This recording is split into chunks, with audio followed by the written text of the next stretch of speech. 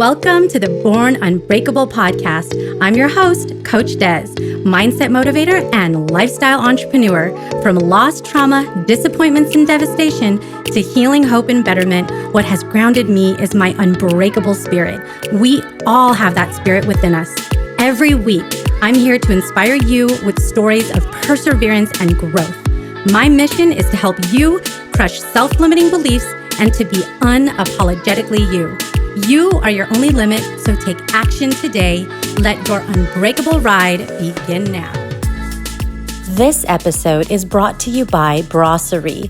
More than just bra straps, the accessory I love.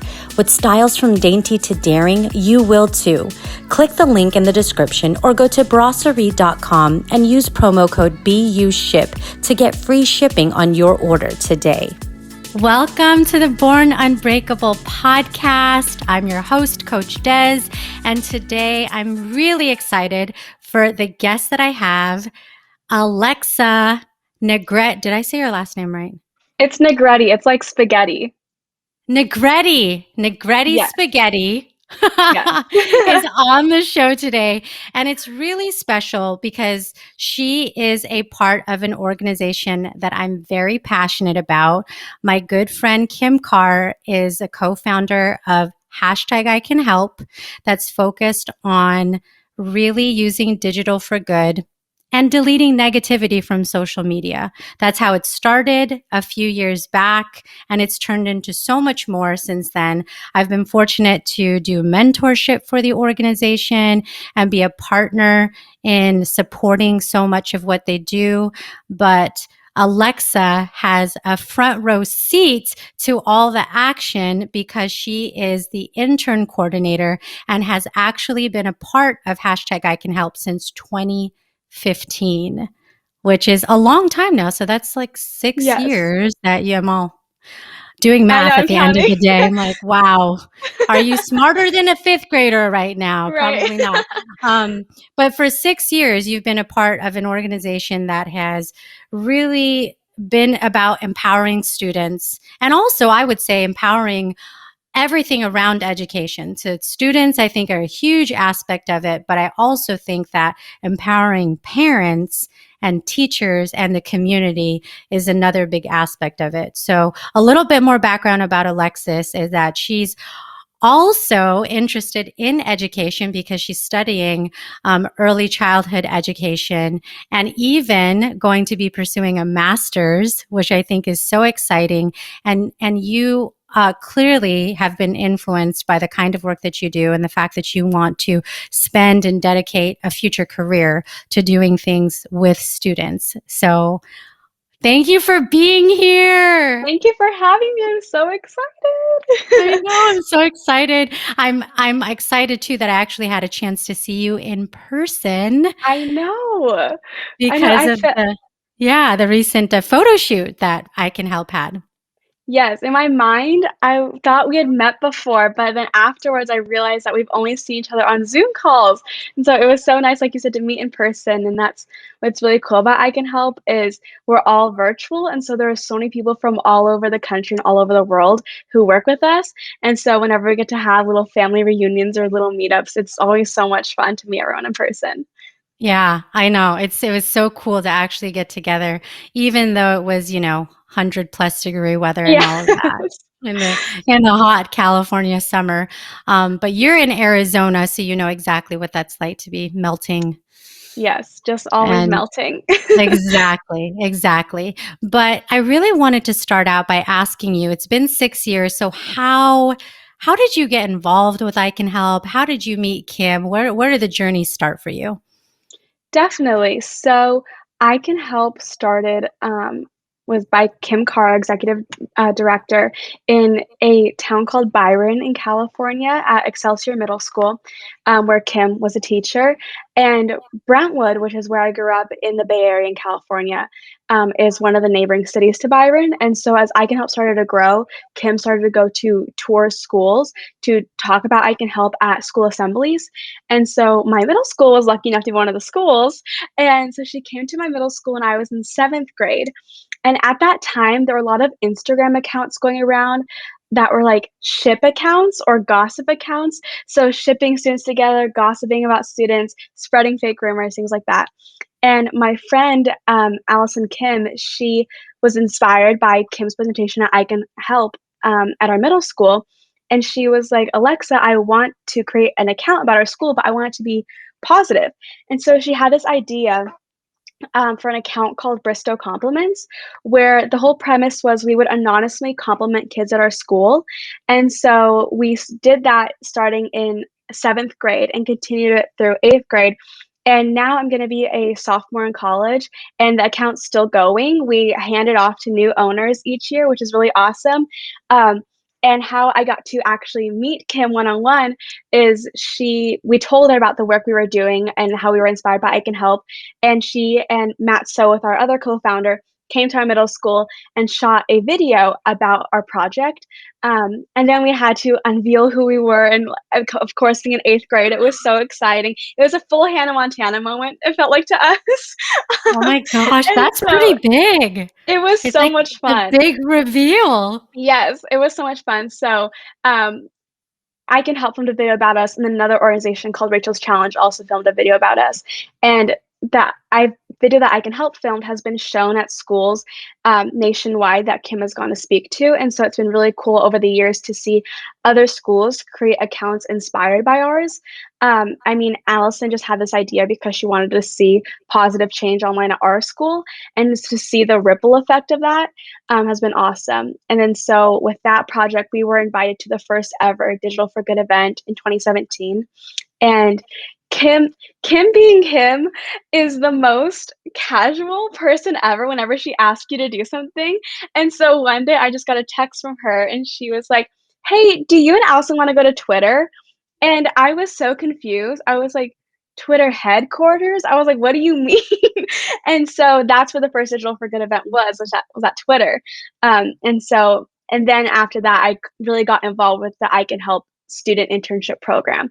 But it all started with Kim's assembly, my seventh grade. Yeah. And you got a direct text message right from her. Yes, just from Kim. Just, do you Just want to go to casual. Twitter? Yeah. Yeah, that's just a normal message that someone gets. Hey, do you want to go to Twitter? Exactly. That'd be a pretty exciting text message to get. Oh, that's Definitely. so awesome. And I think it's really cool that that account is still going, that you Yes. started, Yeah, we've because been really fortunate to have students interested in each year. And so the first year afterwards, we passed it down to a couple of students who were in the same leadership classes that Allison and I were in, just because we knew them pretty well. And also at that time, we received some, I guess, pushback on our account. And so our leadership teachers acted as mentors to us. And we were like, they're in the same leadership program. So it just fit that it worked out that way. And it's been passed down just by each different owner. They've found new people to pass down. And it's so funny because this year, actually, um, one of the owners is like a daughter of one of my past teachers. And so it's really cool because I remember when I was in her class, like her daughter was really young. So it's just bizarre to me that she's at my middle school now. yeah, you see the growth and you Yes, see definitely. people becoming the next future leaders and doing positive things. Exactly. It's Exactly. amazing. It's amazing. And so I'm going to brag on you a little because I know you just wouldn't do this to yourself. Is so you obviously you've made your way through helping with the intern program. You're now an intern coordinator, so that has a little Yes. bit more responsibilities, and you're a board member recently, Yes. which is an important role of making decisions for a nonprofit organization. There's a lot of adults, that I would want to be Yes. sitting on a board. So to be doing that at 19 is pretty awesome. And so tell me about what are some of the initiatives, as you think through the years of being an intern and what you're doing now, what do you do? Yeah, What is the role of an intern? What kind of activities do you manage? definitely. So it varies from role to role based on what intern you're part, which internship group, I guess you're a part of. Within our annual internship program, we have 8 different committees, and on those committees, we have an intern, and then that intern leads a team of specialists. And so previous to being intern coordinator, I was the digital media intern for 2 years. And the year before that, I was the first year of the internship program. So I just got it. And again, Kim being casual, I just got an email from her saying, your committee calls are this Sunday. And I was like, what is it? What committee am I on? What is happening? So it's been really awesome in that sense to see the organization and specifically the internship program grow into what it is now. Um, Now what I'm doing as intern coordinator, my role is to support our lead intern, Mitch Winterland. He's amazing, Oh, and the he is. rest he's I love Mitch. Mitch is everything. Yes, We're gonna have to do a panel and invite Mitch that would be on it. amazing. It's so fun. Um, so supporting Mitch and then supporting our other interns, and specifically, I'm doing the intern coordinator position with one of our past lead interns, Mallory Bernasian, and also amazing. So And our amazing. role is kind of to just make sure that, especially with the onboarding process of changing from um, the different teams from year to year, making sure the transition is smoothly, everyone knows what they're doing, everyone has the support they need. And then with the 3 of us, it makes it really easy to help make sure that we're involved in the committees. So it doesn't just all fall on Mitch to make sure he's keeping up with everything happening within all the 8 committees, but Mallory and I are able to work closer within specific committees, and he is able to work closer within specific committees to make sure that the committees are accomplishing everything they've set for themselves at the beginning of the year. So that's really exciting about my new role. And part of the intern coordinator is just finding new ways to continue to grow our message, and continuing to figure out how we fit in the tech and digital media and social media world, and figuring out how we can continue to foster those partnerships we have with companies like Twitter, like Visco, like TikTok, and then continuing to find sponsors to make our projects even bigger and better. We always try to dream big. And so making sure that we're always finding out ways to make those dreams come true has been really important. And then as an internship program as a whole this year, one thing that's really exciting is our new addition of the advocacy and inclusion team, which is a new committee this year. And we thought it was really, very important to have.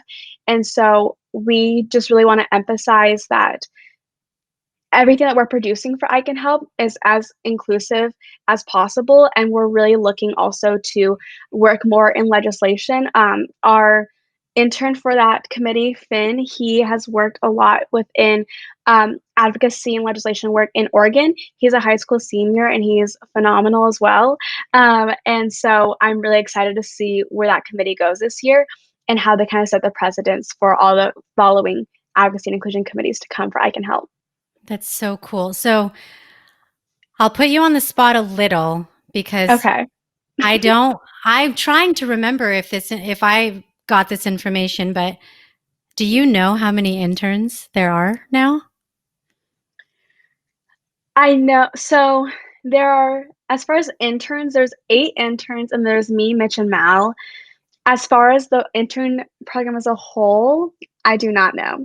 I do know though that we are growing even more each year. And so that's something that's really exciting is all the new applicants we have every year. And my favorite thing to ask people is how they found out about I Can Help. Um, and last year we had our first international interns, and this year we have quite a few, which is really awesome to see that we're finally been able to expand not only nationwide, because for a while we were very West Coast based. So we have people from all over the US, but also from other countries as well now, which is really, really awesome to see. How many? I'm not sure. That is something I probably should know coming onto a podcast to talk about I Can Help. But it is really cool to see how much we've grown over the year and see how many people return each year, and also how many people find us new and interesting and want to apply, and hear their thought process about why and what interests them about I Can Help. Helps us, especially me, Mal, and Mitch, and Kim, to figure out what are we doing right and what do we need to keep doing or what do we need to start doing, to continue to grow and push us as an organization. Yeah. Hashtag I Can Help is global. Yes. now. Yes. Hashtag I can help is So global now. I love it. Yeah. And I do think it's really cool to have the international presence because this kind of subject matter of using digital for good is relevant no matter where we're talking about. Definitely, 100%. for students across the globe. But what are some of the things that you're most proud of as you think of the goals that you've set and accomplished? What are maybe one or two standout things to you that you're proud of? Yeah, I think, as an organization from an organization standpoint, I'm really proud to see how far we've come. Like I said, I keep talking about it, but just in growth, we have, like you mentioned, the board, which used to not be a thing. We now have our internship program, used to not be a thing. We have seasonal interns who are college students who come work with us for about 6 months or so to get college credit. We have so many other business endeavors that we never had before. So it's really cool to see people outside of our little niche of us to start take interest in the organization and understand what we're doing, to see that we're doing something correct in our marketing towards them. And a lot of that came with our rebrand that we had this past year that was really helpful to get mentorship on. Um, but given our growth, we've still stayed very true to the same way we've always operated in the sense that I Can Help's mission is to empower student change makers. And one thing that I Can Help talks about a lot is how students are part of the solution, and how mentors and educators, parents, teachers, whoever, need to walk side by side with students. And that's something that I Can Help practices within our organization. Every single decision that's made, content that's put out, is done in like with consulting a student. Our whole Instagram feed is all done by students. We have mentors who give us feedback and help us with the nitty gritty of graphic designs and the marketing aspects of it that we're still learning. But every decision that's made is made with students, and I think that's something that's really valuable and something that I think would be interesting to see other organizations do as well, because I know we always hear about the jokes about student interns, or how all companies have student interns, but seeing how companies can implement their interns and their students' perspective into the big decisions that I guess call the shots of the company. So I think it's something I'm proud of with in the organization as a whole is that we've just stayed true to that, and that's always been that way. Yeah, there's a really authentic way of having students be at the forefront of it, and I think Exactly. that's what makes it really special. Well, and I'm proud because I'm wearing the Digital for Good T-shirt today. If you happen Yes. to be watching us on video, and it's celebrating youth innovation, and there was a summit recently, right in the Yes. beginning of spring in April. Mhm. What's the purpose of that Digital for Good summit? Definitely. So we had our summit beginning of April, and it's our fourth annual summit. It's technically the 2021 because it got pushed. Normally, they're held at tech companies, which has been really awesome to see. That was what I was talking about, where I was invited to Twitter back in 2017. Um, and so the whole purpose of the Digital for Good Summit is to recognize and celebrate youth innovation. And so we recognize a couple different students each year. I believe it's about 9 students each year, who are using digital for good.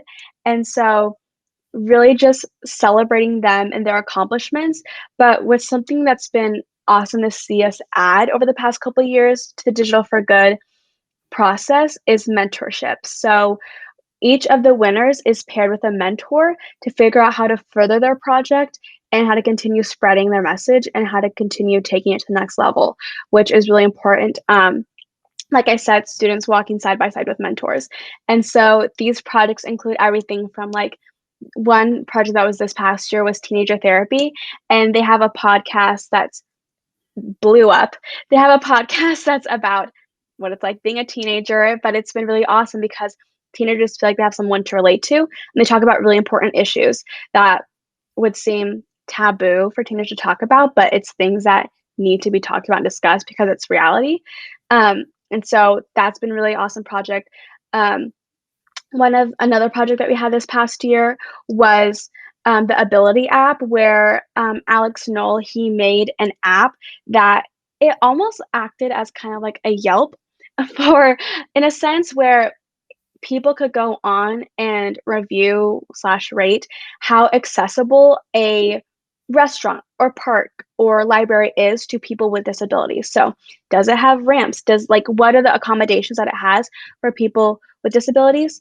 Um, and so that was really awesome. One more that I'll just throw out there just so everyone can get kind of a sense of all the different projects that Digital for Good encompasses is from our 2019 winners. We had Christine Mazzi. She made an account called Project Woke, which is Project Women of Color. And so she would highlight a woman of color and their successes and their accomplishments and their journey on her Instagram. And so it's truly just students using Digital for Good and how that looks. And the whole purpose of it is to, like I said, take those students' projects to the next level, but also inspire students. And I think some people get intimidated by the whole Digital for Good thing because they feel like, oh, I can't go out and start a podcast. I can't build my own app. But using Digital for Good can literally be like posting a positive quote on your Instagram or even like leaving a positive comment on someone's post. Like those, there are so many ways you just use Digital for Good that aren't necessarily projects that take months and months to build up. So I think that's what's cool is the title kind of is an umbrella for all ways students can use Digital for Good. Yeah, I think it's really creative, the kinds of things that people have done. And it also spreads good ideas out there and helps people to know that you can come together even with other students to think of something Yeah.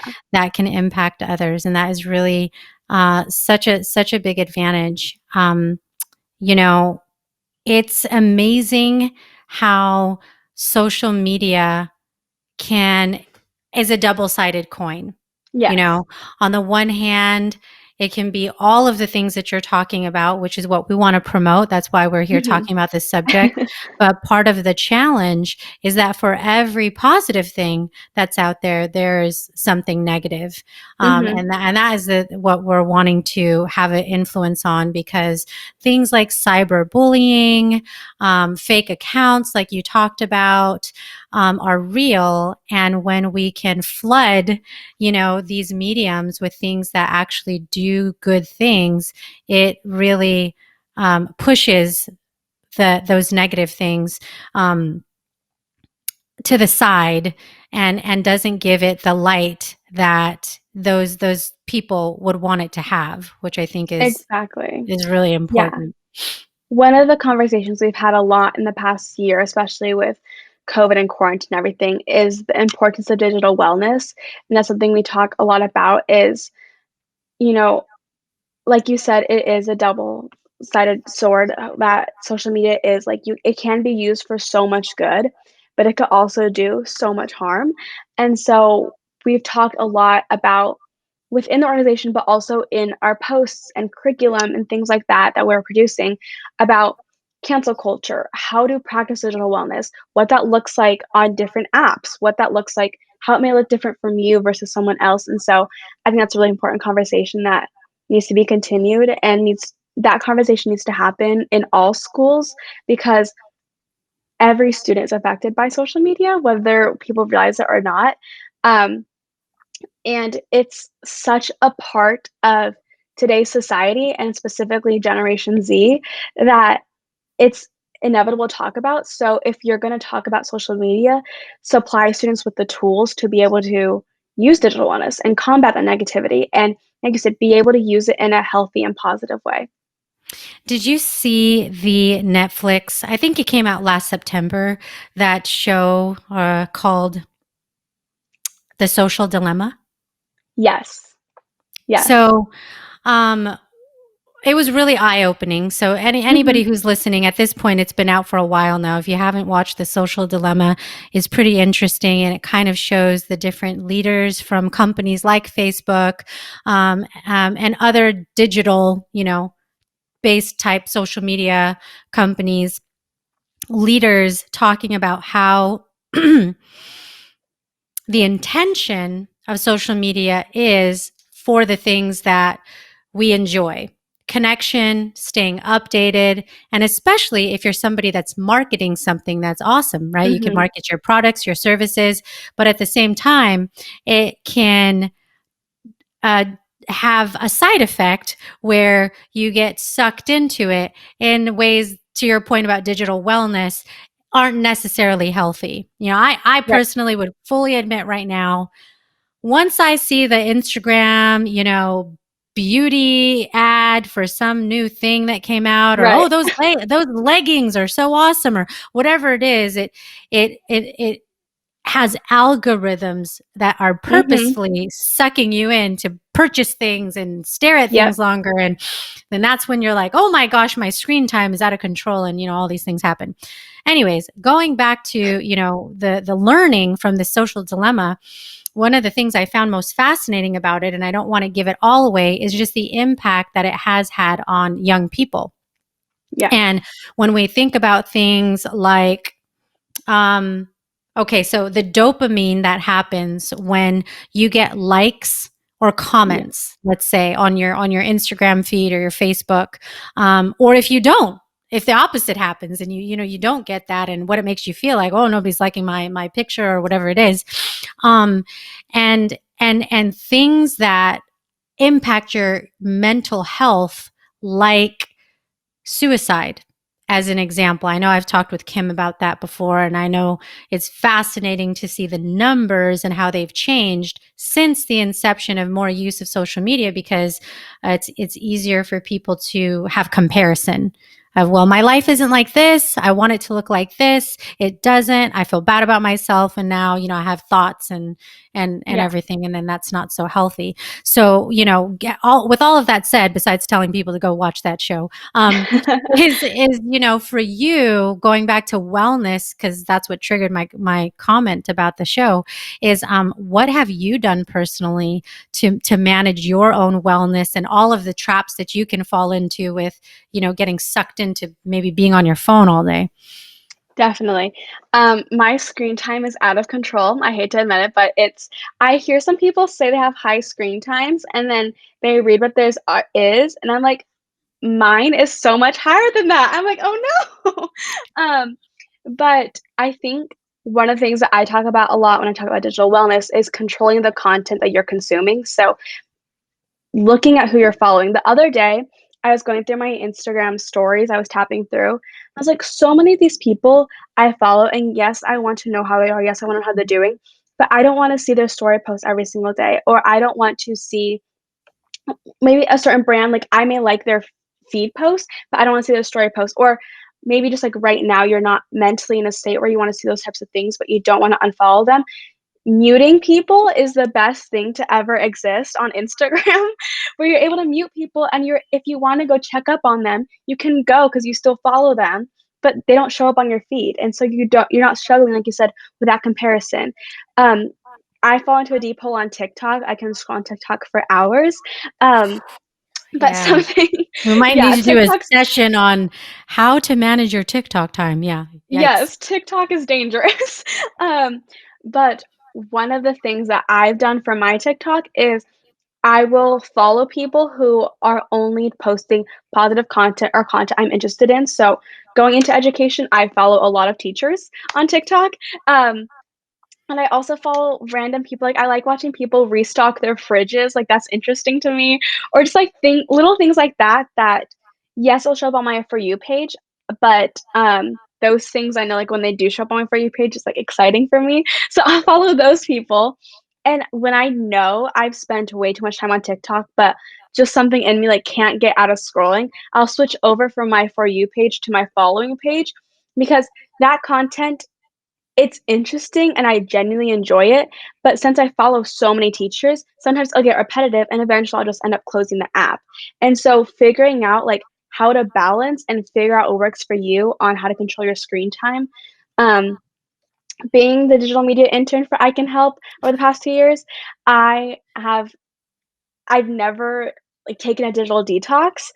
So actually starting tomorrow for the rest of this week, I decided I'm gonna delete all social media off my phone for just a week.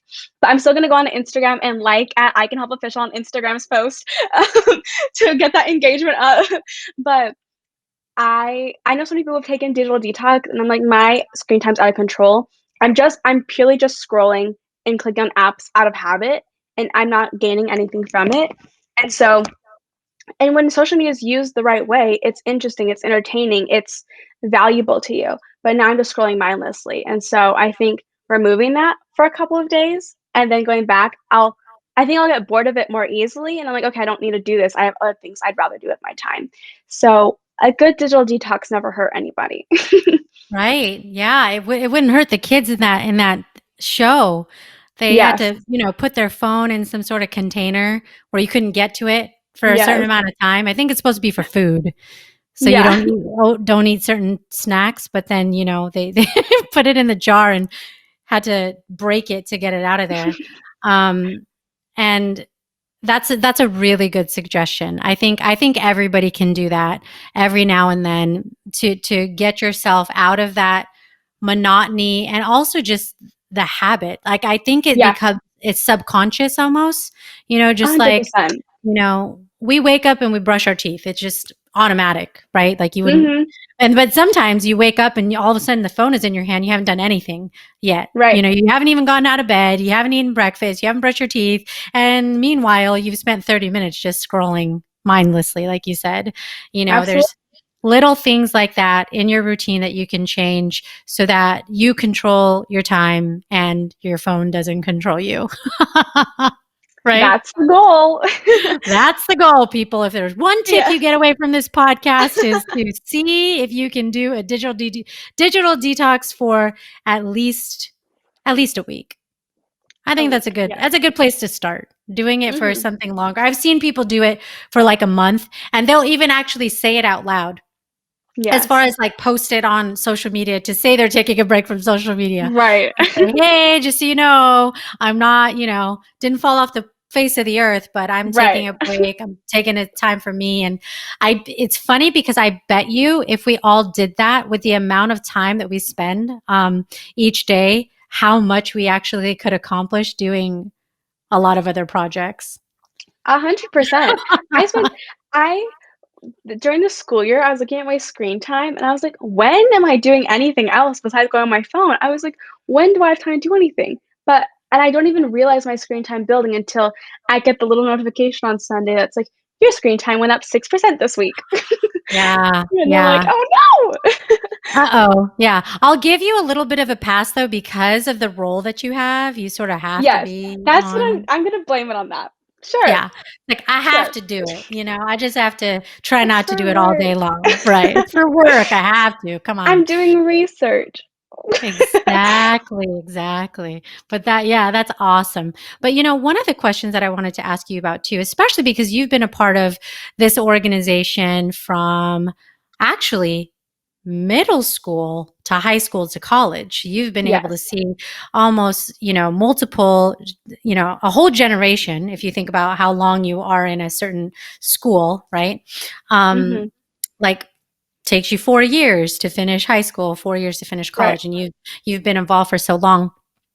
Is how has it influenced how you think about your future? Like, where do you see yourself in 5 years in terms of your connection to the organization and how it influences what you see yourself doing with your career?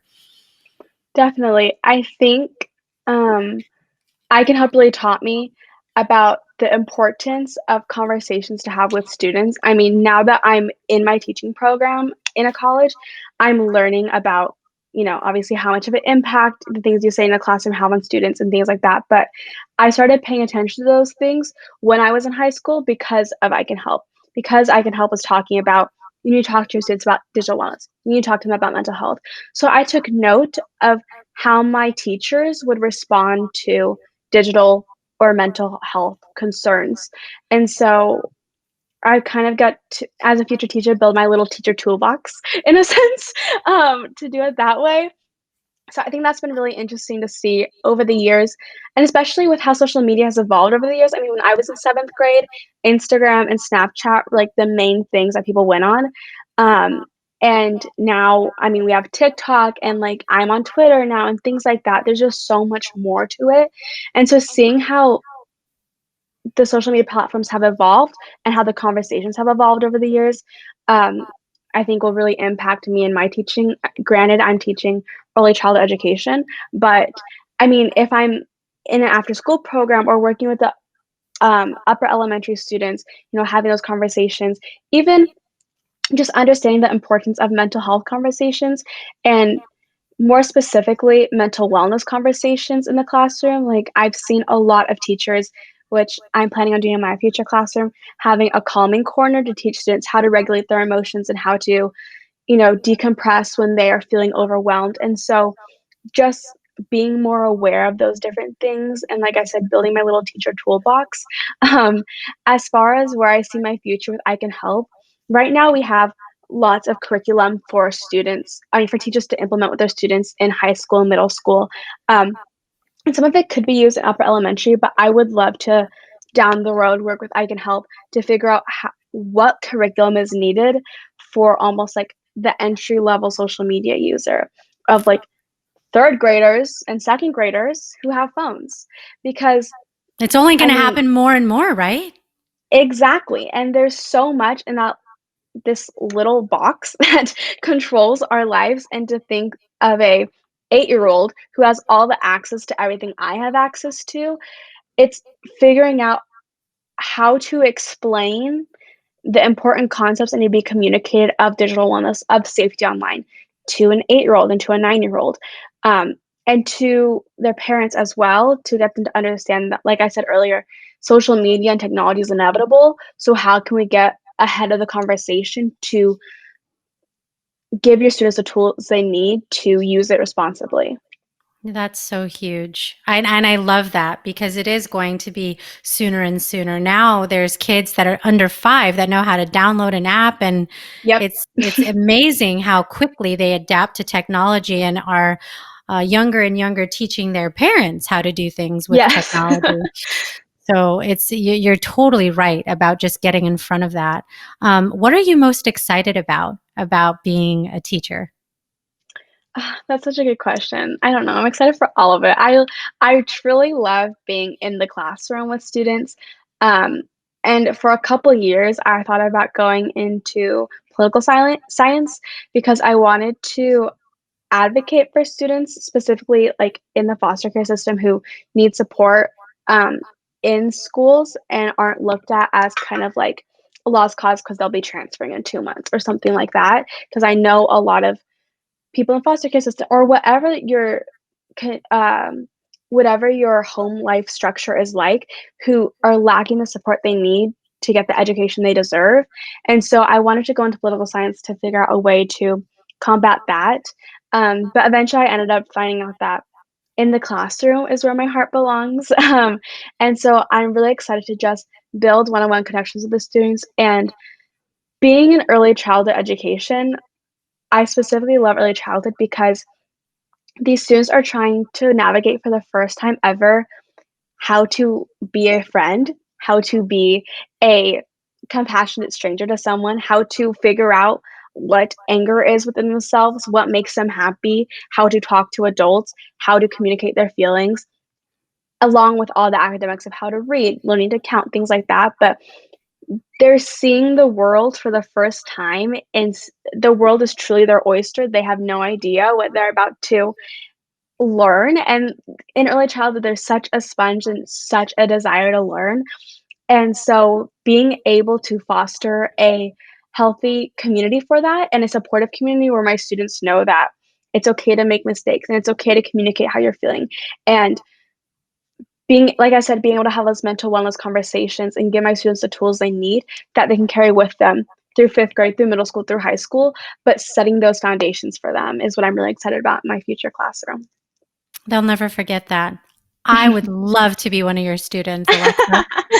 I would love to have you as a guest speaker. Oh my gosh, I love it. And I'm sitting here thinking, I think I need a calming corner. Yes. Hmm. I think I Yes. need one of those. I think we probably all should implement that, and we'd Oh, probably they're show up awesome. as nicer people, right? If we just kind of take a minute. 100%. I think, it's one of those challenging things too in terms of managing our emotions. It's easy to be very reactionary. And Mhm. especially for students, things are happening so quickly.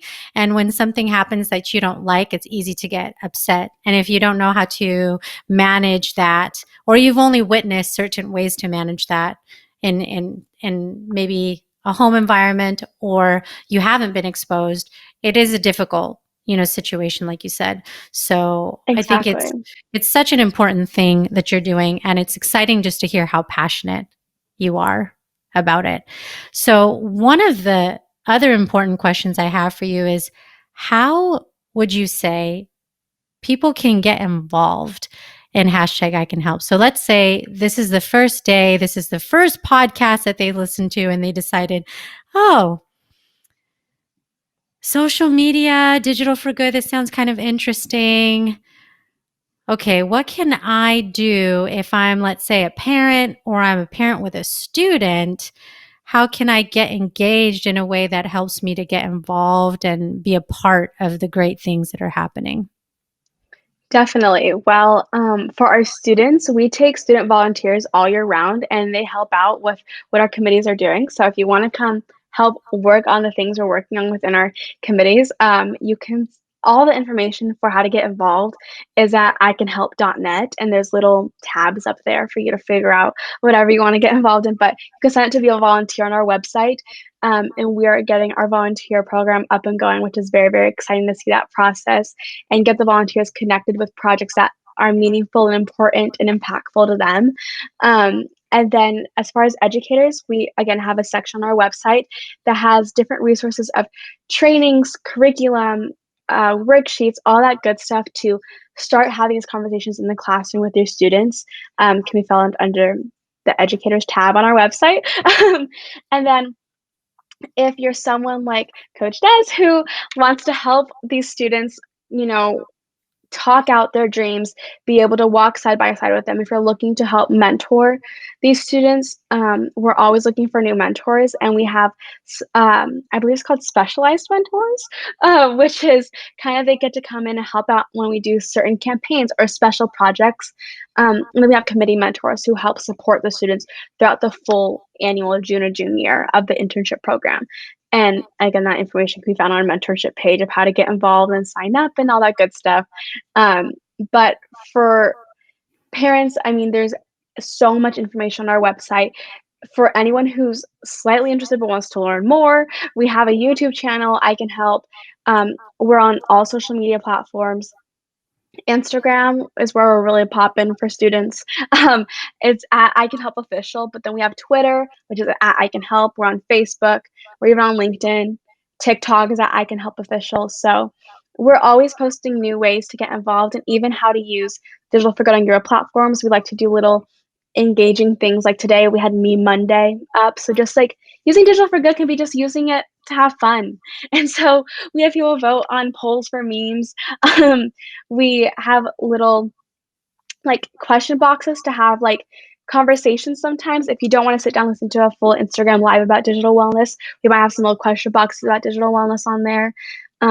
There's so many ways to get involved through our social media and through our website to figure out what works for you. And if you ever have any specific questions about something about I Can Help, we always have people on our social medias who'd be more than happy to chat with you about I Can Help. So you can always DM us if you have any questions about getting involved as well. Yeah, I mean, if nothing else, join for the fun. Because Yes. it is a lot of fun. I think that that's part of the biggest thing is the sense of community, regardless Hmm. of whether you're a student, a teacher, a parent, a community member. It's um, doing things that are going to make our future leaders better people, better human beings is something that I think all of us would want to be a part of. So Definitely. it's really awesome that there's a lot of ways that people can do that. So I'll make sure that in the show notes people know exactly where to go so they're not confused about how to follow, especially the popular things. Like you said, Instagram is definitely the place that I would start if you want just that quick consumption, and then the website as well. So I like to take time in the show to get to know more about my guests because it's such an important part of the human connection is our personal stories. And I have this mission that I want to promote people being authentically and apologetically who they are. Right. And, us being able to stand side by side and embrace, both the things that are similar about each other as well as those things that are different. And so I have a few questions for you just for us to learn a little bit more about you. All right, So I'm ready. you're ready. Okay. My first question for you is, what are 3 words that best describe you? Um, the first word that comes to mind is empathetic. I care very much with people about the people in my life, um, and lead a lot with my emotions. And then optimistic, I think, would be my other word.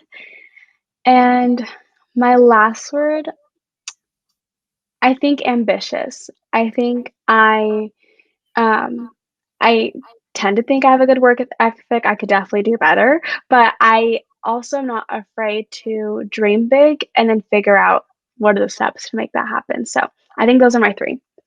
What I So, say? Empathetic, yeah. optimistic, and ambitious. So accurate. So accurate. If I had to pick out words, those are definitely words that I would certainly come up with myself. Have you taken any of those personality tests that kind of tell you like Yes. what your qualities are? Do they come Yes. up with answers like what you described? All of them. Anyone I take. I've take my favorite is the Enneagram. For anyone who knows the Enneagram, I'm a 2 wing 3. Um, and then, You're a helper and an achiever. Yeah. yes, Yeah, yes. And then do you know what your Enneagram is? yeah, I'm a helper too. 'Cause Really? I was thinking about that because we have the empathy in common. And Yes. commonly when you're somebody who, um, feels, you lead like personally, you're a person that Mhm. has all your it feels and your emotions, but you have the ability, which I do think is a gift in many ways, of putting yourself in other people's shoes and seeing the world from the lens that they're sitting in, um, Mhm. to understand what that might be like. Certainly, like you said, with early childhood education and as a teacher, that's something that's such an important quality, to have. But I very much resonate with you on that. I'm like, 2, I'm a 2. Yes. Yeah. I radiate 2. I could not be more of a 2. And then the Myers-Briggs, I don't remember which one I am. It's there's just so many letters to it. Yeah, I know, It's the I'm an ENFJ with I that. think Yeah, it's I might be the same. I'm currently searching my messages because I texted it to Mitch, and he was the same. Okay, I'm an ENFJA. yeah, me too. Oh my gosh! Oh my That's gosh, so funny. Alexa. Are we the This same is person? this is a moment. Yes. This is I showed big. my friend a selfie that we took, and she was like, "You guys look like you're related." When we took that picture, I'm going to repost Yes. that. In fact, I'm going to Yes. repost it because the world needs to see, especially after this podcast, they just need to see. Um, our hair was like the same. It was kind of Yes. doing the same thing going on. And I Yes. was telling Kim, I was like, look at her hair. It's very matchy matchy. I don't know. Yeah. We just kind of, I think we're the same person. yeah, I feel very I've always been connected with you, but this is taking it to a whole new level right A whole now. new level. Like ENFJA, like it just doesn't even get more Yes. than that. Like we Yeah, could I drop the could talk mic about right personality now. tests for hours, yes. So can I'd I. say that's all you need to know about someone. Oh yeah. We're like kindred spirits. If I could sit here all Yes. day and just not only do it myself, but have everyone do it as well, and then us all get in a circle and talk about it, I would love it. I would just spend all I day doing had that. a conversation with 3 of my friends.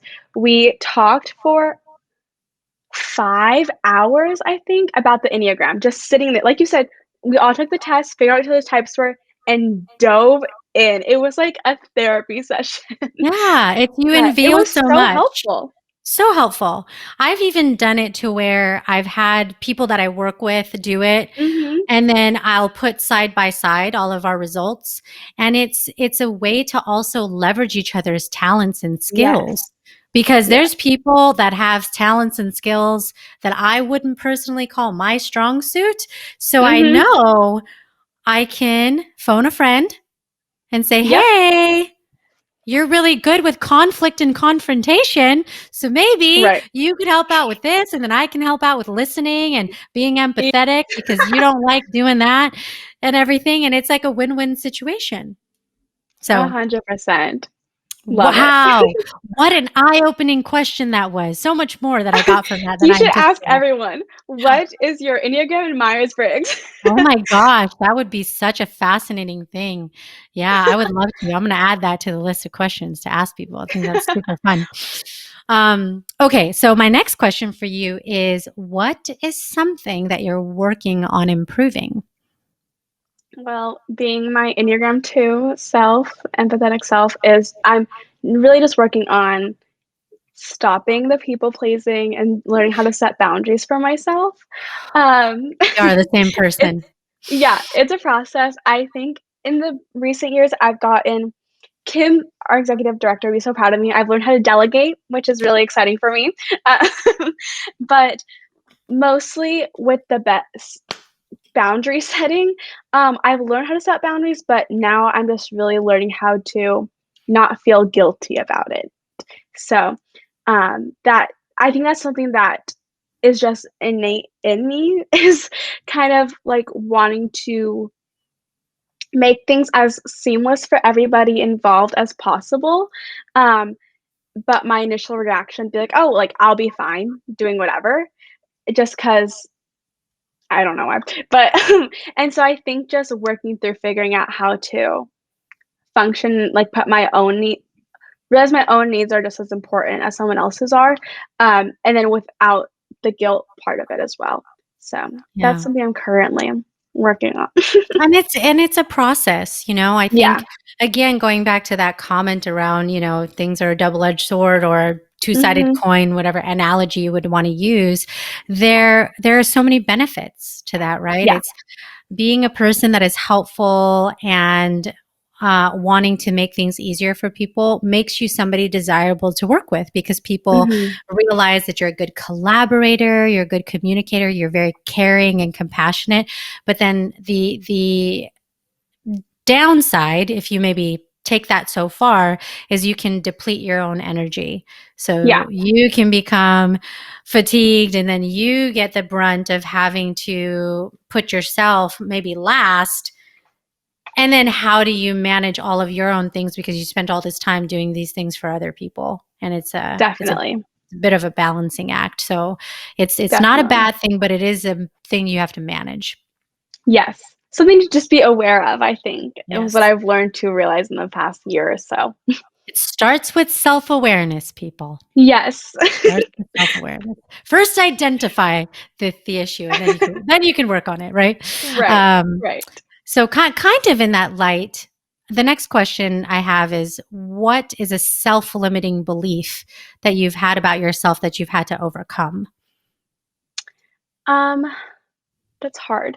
I think so I mentioned before that I thought about going into political science for a while, and if you're not able to tell from the podcast, I'm normally a very bubbly, energetic, upbeat personality, um, and for some reason in my mind, my personality and who I am didn't fit the stereotypical political science person I had in mind, and so whenever I would tell people I'm going into political science, I always felt the need to justify myself and to explain myself, and even now with teaching, I feel the need to justify that, "Oh, I'm not just a teacher. I'm not teaching because it's my backup plan or because I didn't find anything else interesting. Because I feel like a lot of people grow up saying they wanna be a teacher, which I definitely did grow up saying I wanted to be a teacher, but now I really know why, and so I think knowing that I don't owe anybody an explanation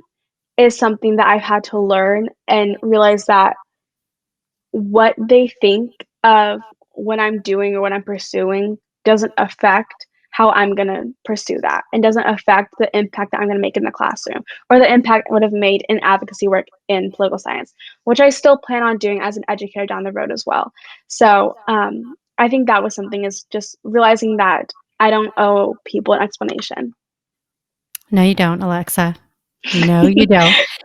And I love hearing your story And it is making me confess something to you, which is I was a political science major. And interestingly enough, I have the same feeling as you just described, because majority of my friends who I was in school with, who are my fellow classmates that were pursuing political science as well, Mhm. had a certain personality or certain personality traits that I didn't, in Right. terms of the way that they uh, could navigate conflict and other things, which makes them today, great leaders in that space. Great Yep. Mhm. lawyers, advocacy workers, um, doing really incredible things that I valued so much of what I learned studying political science. Uh, and I studied healthcare too, but I realized that where I wanted to take that was in a little bit of a different direction than what many of my friends ended up doing, and it was more about leadership. So that was Right. kind of the thing that I took away from it was, how do I want to lead as a person Mhm. in the world, no matter what I'm doing? It could be leadership Yeah. amongst my friends, it could be leadership amongst my colleagues, and it could be leadership in my specific profession that I've become more of an expert in. Um, when I decided to go into healthcare consulting instead, but it's fascinating how your self-limiting beliefs can teach you, give you more introspection to celebrate more of who Yeah. you are, and Yeah. not put yourself down for what you think you're not. So Mhm. Exactly. so Exactly. that's my political science connection with you too. So that's pretty amazing. We're discovering all of these things Oh about my each other goodness. through this conversation. But one of the next questions I have for you is, what is one thing that you want to see changed in the world? What a big question. Um, I think what naturally came to mind is just for people to treat each other with respect, which what a concept. But I think that really starts in teaching people how to communicate with each other. And we don't having people realize we don't always have to agree, but by teaching compassion and by teaching empathy is the only true way that work can be done and the conclusion can be made, because the only way we can move forward to be better as a society in general, is when we truly listen to each other. And that's really the only way. Like, nothing's going to get done if you're just thinking of what to say next, or thinking how to rebuttal someone, or thinking about how much you disagree with someone. But being able to not necessarily agree, but listen to their point of view to be able to come to a conclusion together, I think all starts in teaching compassion and empathy. So, another thing I'm excited to do in my early childhood classroom eventually.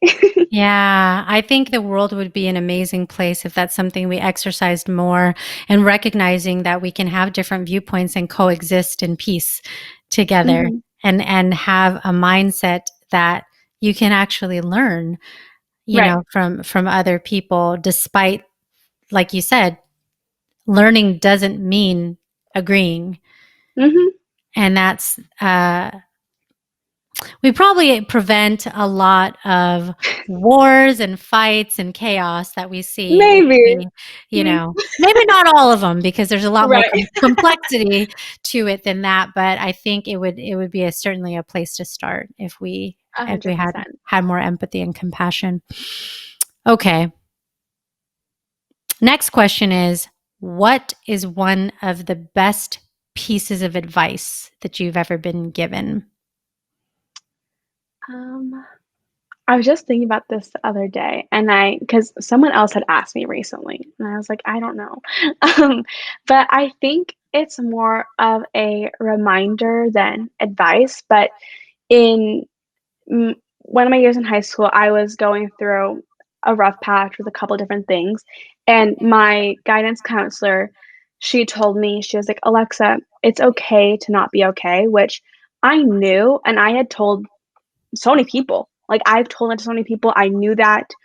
I didn't believe it wasn't, but to have someone tell it to me, I think in my mind, it kind of, in a sense, gave me permission to not be okay because so many people, ever since I was little, have told me, like, I'm super energetic, I'm super positive, I'm super upbeat, but those things don't that's not my identity, and my identity isn't in that, and then also my identity isn't in being not okay, and, like, y learning that it's okay to the first step in, like you said, working through that is acknowledging that and be able to navigate, like, what this next part of your life is gonna look like when navigating through whatever you're maybe going through, so I think just reminding that myself in a sense that I have permission to not be okay, and it's actually good to acknowledge that because that means, um, that I'm just gonna come out the other side a better person, even if it's rough for a while, but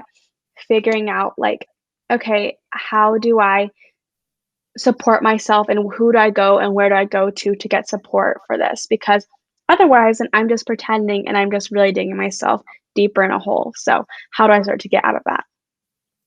It is an indication that you're human. Yes. Which what And a I concept. what a concept. I think that we, especially in the society of in America, I would argue that, Mhm. is there is a standard or certain set of high expectations placed on you, consciously, subconsciously, to achieve and Mhm. accomplish certain things at a particular level. And it's very easy for us to make mistakes and be hard on ourselves Right. and, but want to persevere like a superhuman or a superhero as if everything is fine. And it's Yeah. oftentimes not until it's not fine and you have one of those moments where you break down that you acknowledge you need to be more honest with yourself at times. Right. And I've had a lot of moments like what you've described where you just sometimes just start crying.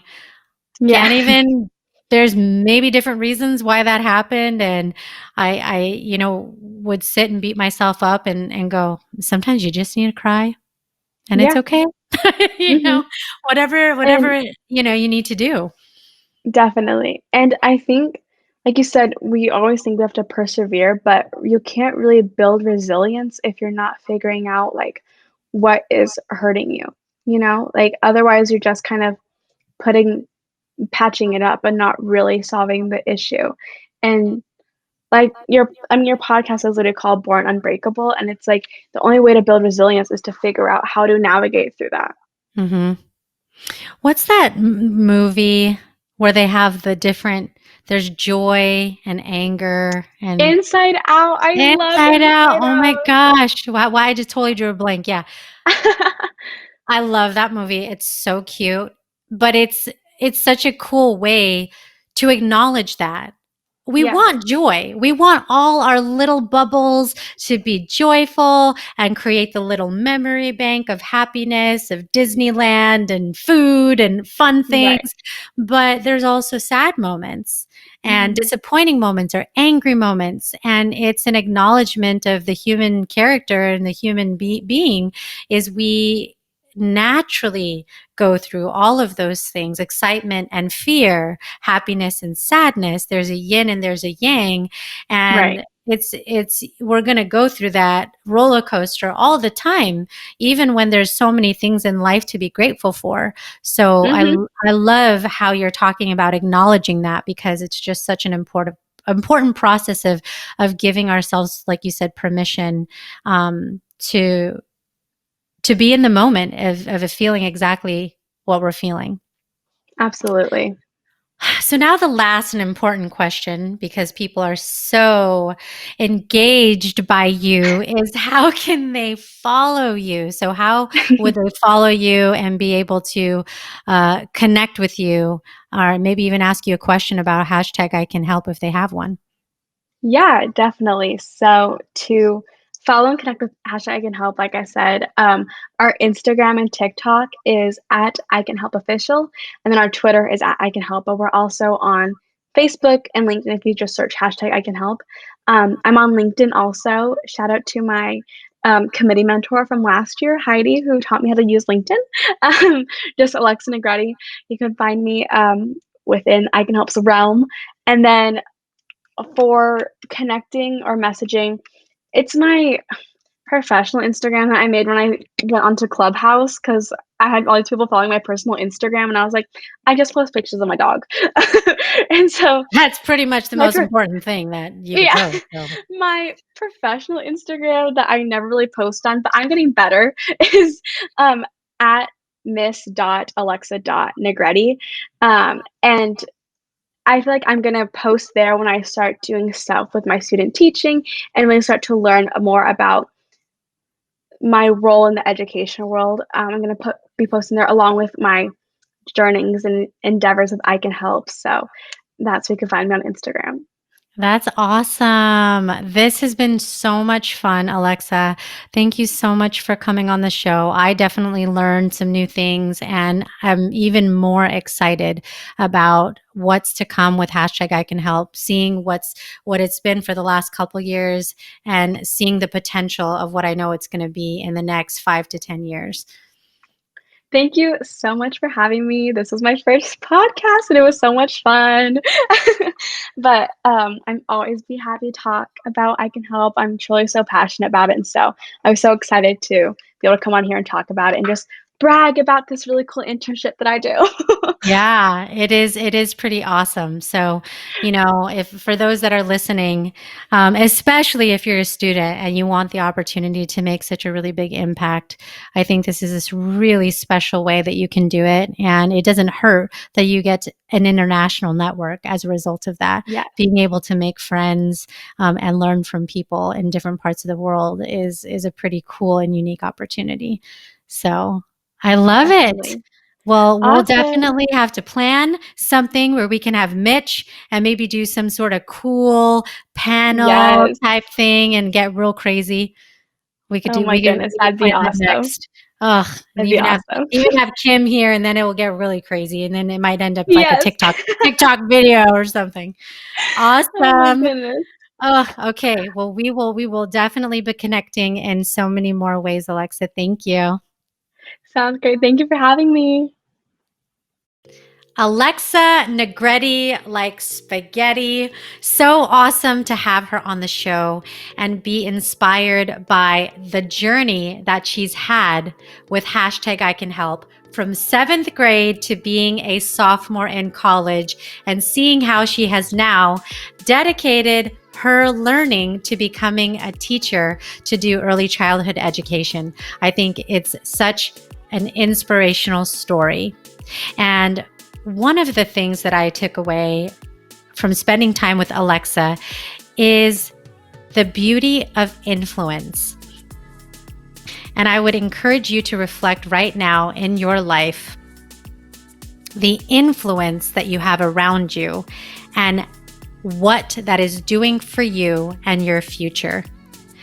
And we all have different influences around us, whether it's people, it's organizations that we associate or affiliate with. And that is something that we can all take a look at and examine, is how are we growing as a result of those associations that we have right now today. And for Alexa, this is such a shining example that an organization like hashtag I Can Help will be a part of her life, likely forever, because of the impact that it's had on her growth and development. She's taken that forward, and she'll continue to then turn around and make different types of contributions back to this organization because of everything that she gained from being a part of it, which I think is such a beautiful thing.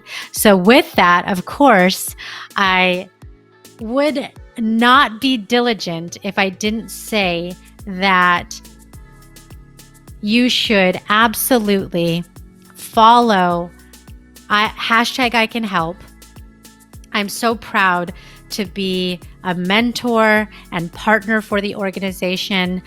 I am so passionate about using digital technology for good and being a more positive presence on social media. We all can make a difference. We all have that influence right now with these little devices that are computers that we disseminate messages to the world, whether we are creating a post, whether we are responding to someone's post. The way that we engage and the way that we interact sets an example for the people around us and all of those that are following and watching us. So doing things that are going to inspire, uplift, and empower can truly change the world. So go check out icanhelp.net, follow I Can Help Official on Instagram, and I can put all the other ways that you can follow, like Alexa mentioned, and be a part of such an incredible movement. Thank you for tuning in to another episode of the Born Unbreakable podcast. It is my joy to be with you week after week. Don't forget that you are your only limit. So take action today. And if you haven't already, subscribe and follow wherever you listen to podcasts and to the YouTube channel. And drop me a message if there's anything you want to hear about. See you again next week.